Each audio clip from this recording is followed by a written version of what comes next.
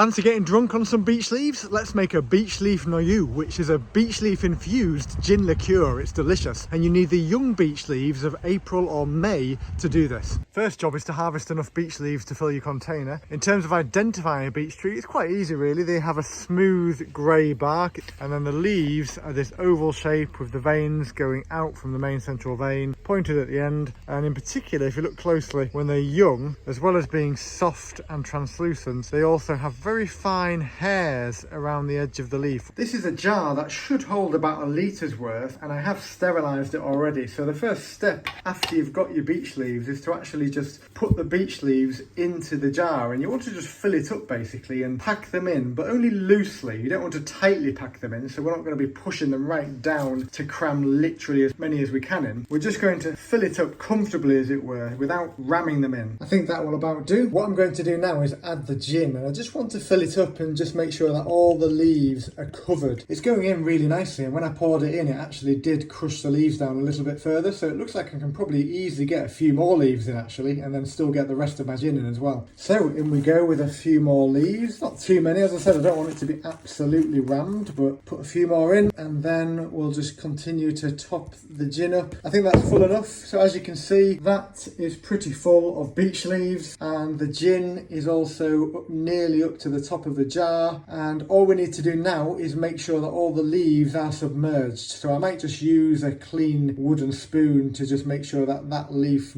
near the top there, or any bits of leaf in fact, are totally submerged. That's now full of gin with all the leaves submerged, so I'm just going to leave that now in a cool, dark place for about 3 weeks. That's been left for about 3 weeks now, so the first thing I'm going to do is to sieve off the leaves. Once I've sieved off the leaves, I give them a good squeeze just to make sure you get any excess gin off them. Waste not, want not. I've already got my other ingredients, so 300 millilitres of water, 225 grams of granulated sugar, and 200 millilitres of brandy. I've also sterilised any jugs I'm using, and in particular the container that I'm going to put the gin into to keep. So I now put the 300 millilitres of water into a pan, add the 225 grams of granulated sugar, I bring that to the boil and then just remove it from the heat and let it cool. Once it's cooled, I add it to the gin, then I pour the brandy in, seal the container, and then I'm just going to leave that for another few weeks to let the flavours develop. I'd recommend leaving it for at least 3 weeks, but actually the longer the better. So if you can even leave it a few months, the flavour will be even better. And I just leave it in a coolish, dark place. It's a lovely liqueur with lots of complex flavours. It's quite nutty and herby, and you can drink it in many different ways. You could even just drink it neat on its own. You can add some to your Christmas cake. One of my favourite ways is to use it as a spritzer in summer, just by adding some soda water to it. Very refreshing and nice. You can make a non-alcoholic version as well, which is a completely different method, a lot shorter, quicker and easier as well. You just have to simmer some beech leaves in water, let it cool, and then refrigerate it for about a week. And then just add some, well, sieve off the leaves first, and then just add some ginger cordial, some lime juice, and some ice if you want as well, for a nice refreshing drink.